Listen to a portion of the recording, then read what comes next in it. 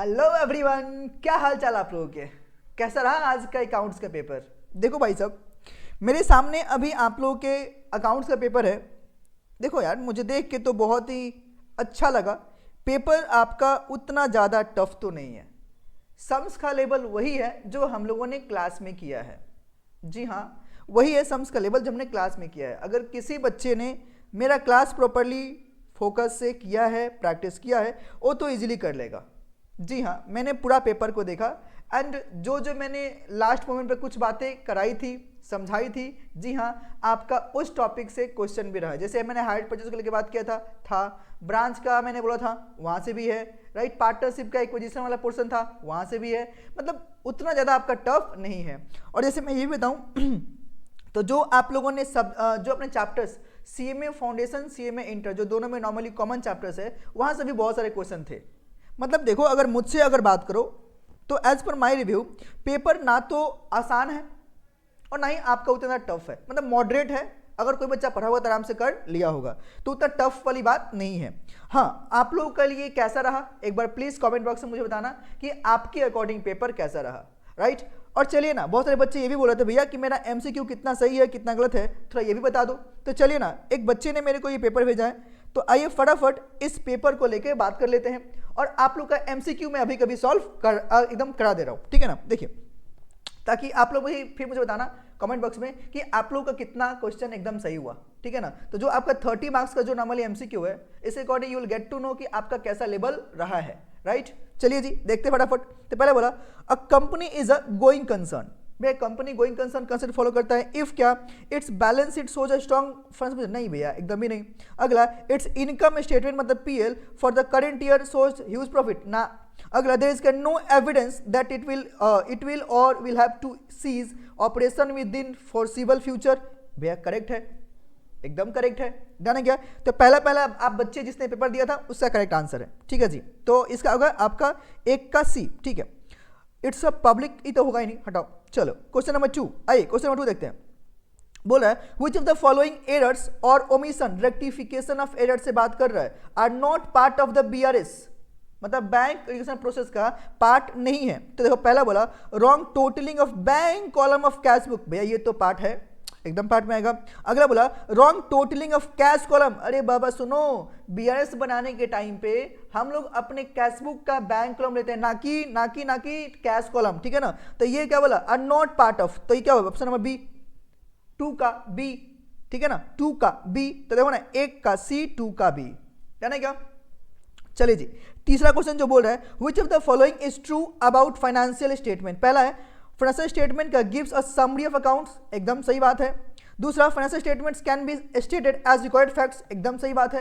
अरे बोलो हाँ के ना, कि जो रिकॉर्डेड डेटा जो हमने रिकॉर्ड किया उसके बेस पे तो अपना स्टेटमेंट बनाएंगे ना। आंसर है हाँ जी, तो statement A is correct, B C, very good, right. A and B both are correct, A and B both are correct. तो जी हाँ, आपका 3 का सी होगा, बढ़िया। क्वेश्चन नंबर 4 देखिए, क्वेश्चन नंबर 4 आपका दिया हुआ है बिल्स ऑफ एक्सचेंज का है, ठीक है ना। और हाँ, म्यूचुअल एकोमोडेशन बिल की बात कर रहे, देखो क्या बोलता है। बोल रहा है X draws a bill on Y for rupees 1,80,000 for mutual accommodation in the ratio कितना 2:1। X got it discounted for rupees 169,200 and remitted कितना 1/3 of the proceeds to Y. सुनो सुनो, अगर जो आपके पास प्रोसीड्स आया है उसका 1/3 किसने दिया वाई को, तो कहने से 2/3 एक्स के पास में रहा है और 1/3 वाई के पास गया है। अरे बोलो हाँ कि ना, ठीक है जी। How much money should be remitted by X to Y, X Y को कितना देगा, एक्स वाई को कितना देगा, तो एक्स वाई को कितना, एक्स को जो मिला है 2/3, ठीक है। एट द टाइम ऑफ क्या maturity so as to enable Y to honour the bill, right. तो सोचना भाई ये क्या दिया उसे मतलब थोड़ी ना है भाई साहब, जो डिस्काउंटिंग चार्ज विद अमाउंट पे करेगा ना, तो ये बस कहानी आपको बेवकूफ बनाने के लिए है। तो डायरेक्टली क्या करोगे भैया, आंसर 180 का आप 2/3 निकाल लो, 180 को निकालो, जी हाँ 120, वेरी गुड, ठीक है ना, 120, very good very good very good very good, बहुत बढ़िया, 120।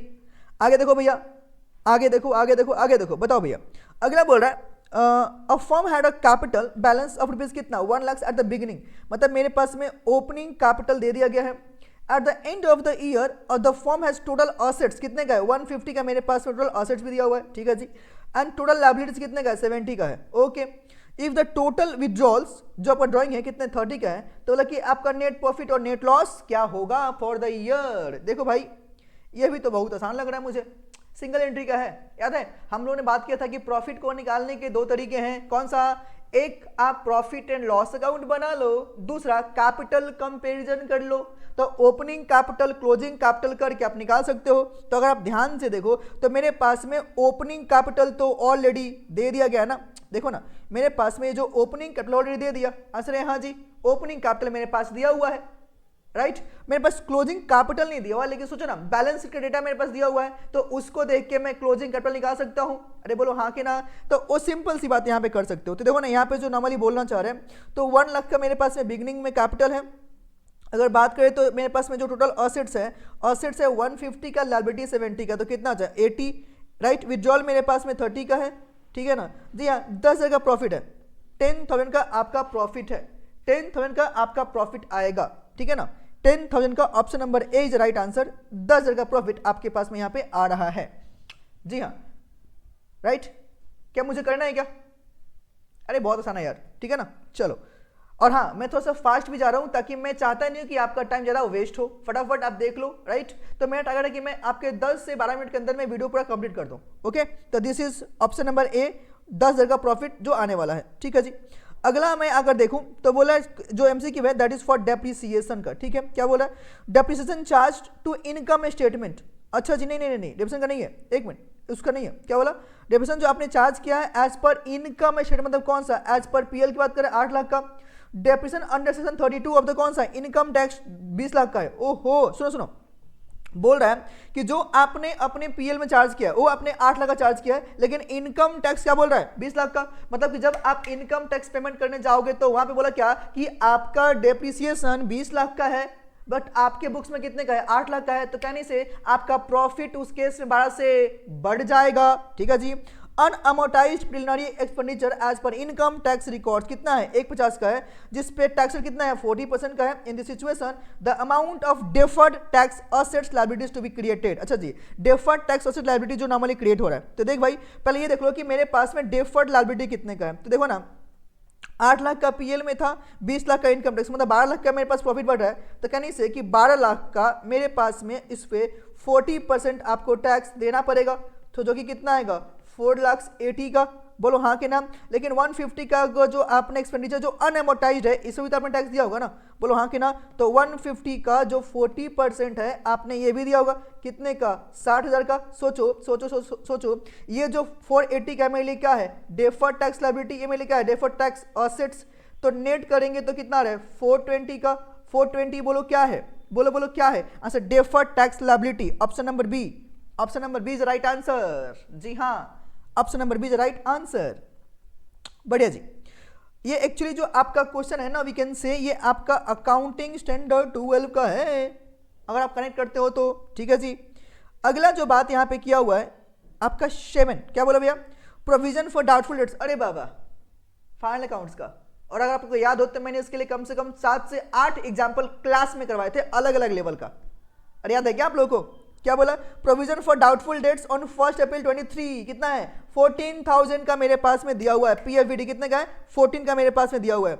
और सुनना 1 अप्रैल 23 का, during the year 23-24 bad debts कितना हो गया 9,500 का, ठीक है जी। सन्ड्री डेटर्स ऑन 31 मार्च 24 3,25,000 का। Provision is to be made कितना 5% on debtors if on 31 March 24 there was additional bad debt, कितना हो गया 2500 का। तो सुनना एडिशनल बैड डेट को भी लेस करने के बाद जो आएगा उस पर प्रोविजन निकालते हैं, ठीक है जी।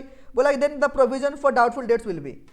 कितना आसान है यार, मतलब ऐसे क्वेश्चन हम लोग कैसे देता है बताओ तो। आप लोग को पास कराने के लिए ना, राइट, आप लोग को पास कराने के लिए ना, अगर तुम नॉर्मली देखो तो जो मेरे पास में डेटर है कितने का डेटर्स है 3,25,000 का, 3,25,000 का अगर तुम देखो तो मेरे पास में डेटर है, ठीक है जी। 3,25,000 का डेटर है। अगर मैं इसमें से देखूं तो मेरे पास में जो ऑलरेडी फर्दर बैलेट हुआ है, बोलो कितना हुआ है 2,500 का। तो मैंने क्या बोला इसको लेस कर लेंगे तो कितना आएगा 3,22,500, ठीक है ना। अब इस पे अगर आप प्रोविजन निकालते हो कितने का 5% का, बोलो हाँ के ना। तो कितना मेरे पास आ रहा है भाई 16,125 का, यहाँ पे देता हूँ जगह में 16,125 का, जिसे लेस कर दो ऑलरेडी जो प्रोविजन ओपनिंग वाला है 9,500 का। अरे ठीक है क्या, 9,500 का, राइट। और यहाँ से क्या जाएगा बताओ ना, 2500 का जो ये आपका हुआ है उसको भी हटाएंगे, राइट। तो मेरे पास में कितना आ रहा है बताओ ना, बोलो बोलो बोलो कितना आ रहा है मेरे पास में बताओ ना, राइट। तो बोलो कितना आ रहा है भैया। अगर मैं पूरा यहाँ पे नेट करके देखता हूँ तो इन दैट केस 9 2 11 12, राइट, 12,000 यहाँ पे चला जा रहा है। तो जो नेट आंसर आएगा दैट इज 14,125। जी हाँ, आपका डेबिटेड होगा कहाँ पे, 14,125 का, 14,125 का, जी हाँ 14,125 का, राइट, 14,125 का। यार बहुत आसान है यार, बहुत बहुत बहुत आसान है, बहुत आसान है, राइट।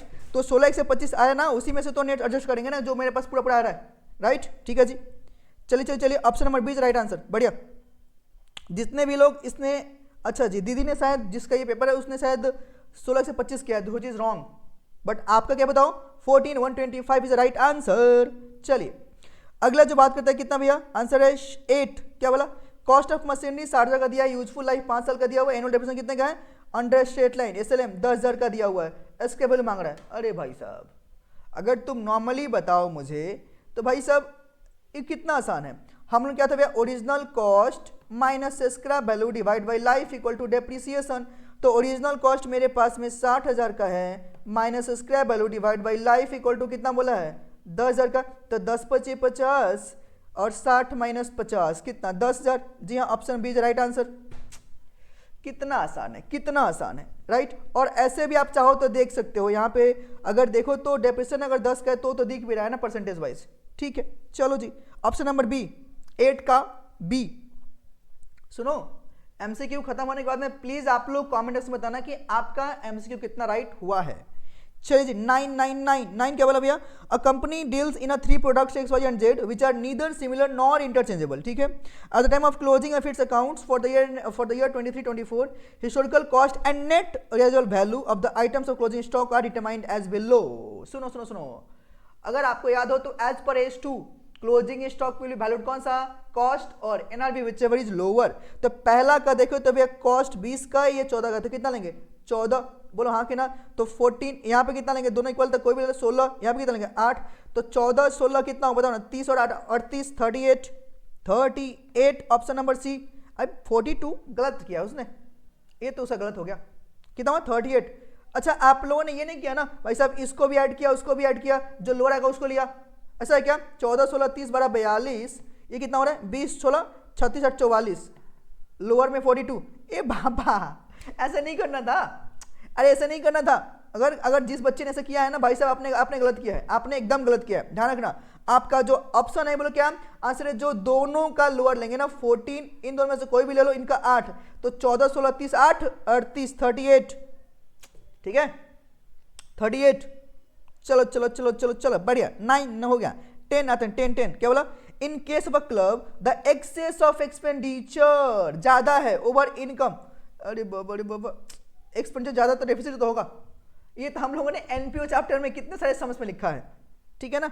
चलो ये देखिए, बोला which of this statement is not true. सुनो सुनो, कौन सही नहीं है, नॉट ट्रू बात कर रहा है। तो बोला accumulated profits and losses GR are transfer to the old partners capital account, बढ़िया है, ये तो भाई होता है, इट्स ट्रू। अगला, if assets and liabilities are to be shown in the balance sheet at old value momentum account is to be open, अरे हाँ जी एकदम, ये भी सही है, ट्रू है। अगला, profit on evaluation is transfer to the capital account of old partners in equal ratio, ना ना ना एकदम ही नहीं, इक्वल रेशियो नहीं हो तो भाई तो क्या होता है, क्या होता है, आंसर इस पर PA शार, तो नॉट ट्रू में क्या आएगा, option number C, option number C, right. तो ऑप्शन नंबर सी इसका होगा आंसर, ऑप्शन नंबर सी इसका आंसर होगा, ठीक है ना। 11 का सी, 11 का सी सी सी सी 11 का सी। क्या आप लोग यहां तक बातों को समझ आए, क्या आप लोग बूझे कि नहीं बूझे, बुझ गए।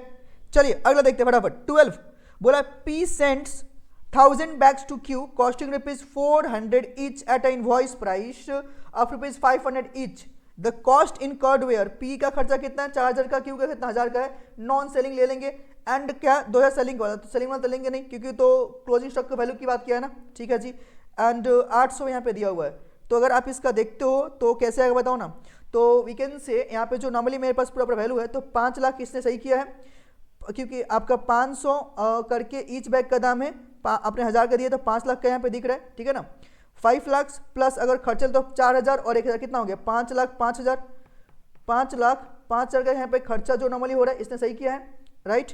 उसके बाद में मुझे यहाँ पे क्या हुआ आंसर 200/1000 कर लो 5 लाख 5,000 इंटू 200/1000 क्योंकि क्लोजिंग तो मेरे 800 भेज दे तो 200 बचा ना 1000 आपने दिया है 800 आपने बेचा 200 बचा हुआ है तो 200/1000 कितना होगा बताओ ना 1 लाख एक बढ़िया राइट 12 का 1 मतलब 12 का ए 1,01,000 बढ़िया आसान है ना।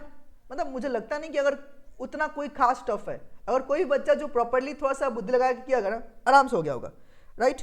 चलिए जी अगर आगे देखें तो क्या बोला भाई साहब अगला बोला X and Y entered into a joint venture to undertake the public issue of ABC Limited. The company invited applications for allotment कितना 2 lakh shares at rupees 10 per share. The issue was subscribed to the extent with the 90% and the remaining were taken by the Y. सुनना एक minute joint venture का MCQ underwriting वाला ठीक है ना। मतलब कि एक्स और वाई दोनों कौन बन गए यहाँ पे अंडरराइटर बन गए पब्लिक कंपनी के लिए 2 लाख शेयर इशू है जो बचेगा इनको लेना पड़ेगा ठीक है ना। तो 2 लाख का 90% मतलब कितना 180 तो पब्लिक ले लिया और रिमेनिंग बोला कौन ले लिया वाई ले लिया ठीक है ना। They agreed to share profit and losses in the ratio कितना 2:3। The share undertaken by X and Y were क्या subsequently sold at a premium कितना 40 per share. How many shares were undertaken by X and Y भाई साहब जो Y लिया वही तो है 20,000 कितना होगा 20,000 सिंपल और सिर्फ कंफ्यूज करने के लिए दिया बोला कि कितना शेयर यहाँ पे आपका एक्स और वाई ले रहा है ना तो टोटली ले रहा है ना जो 20,000 बचा वो एक्स वाई का ही तो था वाई ले चाहे एक्स ले दोनों आपस में अपना वो लोग शेयर करेंगे ना तो क्या होगा ऑप्शन नंबर ए 20,000। देखो इतना कहानी करके आपके पास क्या कर दिया खेला। चलो 14 सुनना ये 14 जो एमसीक्यू है ना ये जो मैंने देखा थोड़ा सा आपके लिए इन डेज का उतना बात नहीं करता जस्ट इंट्रो दिया हुआ है बट वहां से उन्होंने आपका मैच द फॉलोइंग दे दिया। तो आप अगर देखो तो मैं बोलूँ सुनना AS12 किसका था गवर्नमेंट ग्रांट्स का तो 3 का तो बी मुझे दिख रहा है 3 का बी बढ़िया 3 का बी। सुनना अगर AS10 बात करें तो सुनना ये कौन सा बात करता है आंसर क्वालिफाइंग एसेट्स को लेके बिकॉज इंडिया 16 कौन सा पीपी के दोनों सेम है हाँ कि ना। तो 1 का डी देखो तो दिख रहा है क्या 1 का डी राइट मतलब option number C is right answer very good बढ़िया बहुत बढ़िया ठीक है ना बढ़िया। आगे देखो 15 लास्ट एमसीक्यू फटाफट देखो बोला है कि stock which of the following statement is correct ठीक है ना state which of the following statement is correct बोल रहा है कौन सा करेक्ट है। तो पहला बोला stock data system of maintaining branch accounts is used for independent branch नहीं भाई साहब डिपेंडेंट के लिए होता है याद करो डिपेंडेंट ब्रांच जो होता है उसके लिए अलग अलग चार्ट मेथड हम लोगों ने बात किया था ठीक है ना। तो ये तो भाई साहब करेक्ट नहीं है। अगला बोला the buyer gets immediate possession but not ownership of the assets under the instalment नहीं भाई ये भी आपका करेक्ट है बोलो हाँ कि ना क्यों बिकॉज इंस्टॉलमेंट पेमेंट में आपके पास जो ओनरशिप मिलता है वो तुरंत मिलता है मैंने बताया था। हायर परचेज और इंस्टॉलमेंट का डिफरेंस उन्होंने बात किया था याद है क्या बोला राइट तो आपको ध्यान रखना पड़ेगा। अगला है unusual items and defective items are separate under insurance claims yes हाँ कि ना राइट क्या दोनों को अलग अलग मानते हैं क्या आंसर है हाँ जी राइट। तो option C is the correct answer क्योंकि करेक्ट बोला है ना राइट तो option C is the correct answer. तो 15 का आपका होगा सी ठीक है ना। Operation lease is recoverable contract नहीं भाई ऑपरेशन लीज तो होता ही नहीं है ना ऑपरेटिंग लीज बोल के होता है कौन सा ये ऑपरेटिंग लीज होता है ना कि ऑपरेशन लीज फाइन। तो आप लोग का ये 15 एमसीक्यू कंप्लीट। अब आप लोग मुझे बताना आप लोग प्लीज मुझे बताना कि आपका कितना एमसीक्यू सही हुआ है ठीक है ना। चलो बाकी थोड़ा सा फटाफट रिव्यू कर लेते हैं जो क्वेश्चन दिया हुआ है। देखो ना पहला क्वेश्चन है आपका बीआरएस का। अरे बताओ यार बताओ क्या बोलो यार बीआरएस का क्वेश्चन अभी कितने मार्क के लिए 7 मार्क के लिए इतना आसान है यार बताओ तो अरे कैपिटल रेवेन्यू एक्सपेंडिचर 7 मार्क का यार क्या पेपर है यार इतना मजेदार है बताओ। अगर कोई बोलता है टफ है भाई साहब क्या बोलूं मैं। अब आपके लिए क्या है बिल्स ऑफ एक्सचेंज का दिया हुआ है तो ये भी कुछ खास नहीं है। अगला जो मेरे पास दिया मशीन हायर परचेज का ये कौन सा है इंटरेस्ट हाँ जी इंटरेस्ट कैलकुलेशन वाला यहाँ पे जो नॉर्मली बात किया है ठीक है। अगला ये जो है मेरे पास में सिंगल एंट्री क्वेश्चन है सिंगल एंट्री जी हाँ सिंगल एंट्री। तो अगर आप इसको चाहो तो आप लोग आराम से इजीली इसको कर भी सकते हो कोई दिक्कत नहीं है। आपको डेटर्स अकाउंट बनाना पड़ेगा वर्किंग नोट में क्रेडिटर्स भी बनाना पड़ेगा दूसरा वर्किंग नोट में एक्स्ट्रा अकाउंट बनाना नहीं है बैंक बैलेंस से मतलब तीसरा वर्किंग नोट बनाना पड़ेगा। फिक्स्ड असेट्स आपका वैल्यू अलग है तो बना सकते हो ठीक है ना। तो 4 वर्किंग नोट तो सामने दिख रहा है हाँ जी आप आराम से कर सकते हो कोई दिक्कत नहीं है। अगला ये दिया मेरे पास में पार्टनरशिप का ये एक्विजिशन वाला पॉइंट बढ़िया। अगर आगे देखो तो मेरे पास क्या है अरे ब्रांच हाँ ठीक तो है यार ब्रांच का ये भी क्वेश्चन अच्छा है ठीक है। और कितने मार्क का? 7 मार्क का दिया है, गजब। अगला भाई ने AS11 का क्वेश्चन डाला है इंटीग्रल फॉरेन ऑपरेशन का, ठीक है, तो ये थ्योरी तो है यार, 1+3। आगे मेरे पास दिया है 7A का 2, क्या बोला भाई साहब?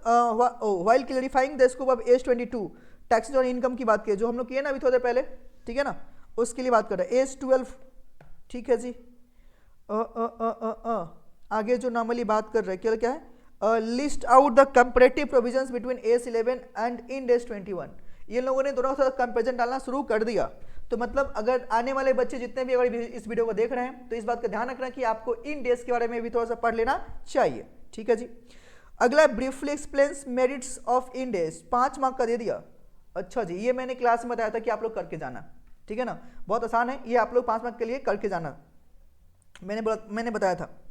अगर ये तो बोला आंसर द फॉलोइंग क्वेश्चन, ये profit is earned on sale of fixed assets, what should be accounting treatment, क्या ही बोलो यार। अगला जर्नल एंट्री पूछ दिया, कुछ खास नहीं है, कुछ भी खास नहीं है। अगर कोई बच्चा प्रॉपरली तो अच्छे से पढ़ा होगा तो आराम से नॉर्मली कर लेगा, राइट। तो this is all about this paper. मैं आपका और टाइम वेस्ट नहीं करूंगा, राइट। ऐसे वेस्ट तो आपका टाइम हुआ नहीं। अच्छा, आपको मालूम हो गया कि पेपर आपने कैसा अटेम्प्ट किया है, क्या क्या चीजें हैं। खास करके जो आपका 30 मार्क का ये जो आपका एमसीक्यू था, आप लोग मुझे पक्का से कमेंट बॉक्स बताना कि आपका कितना एमसीक्यू राइट हुआ है, ठीक है ना। तो चलिए, all the best for the next paper. आप लोग का फिर कल नेक्स्ट पेपर रहने वाला है, तो आप लोग अच्छे से उसके लिए प्रिपेयर करो and just give your best, okay. चलिए, once again all the best, मिलते हैं फिर next video. Till then take care and bye bye.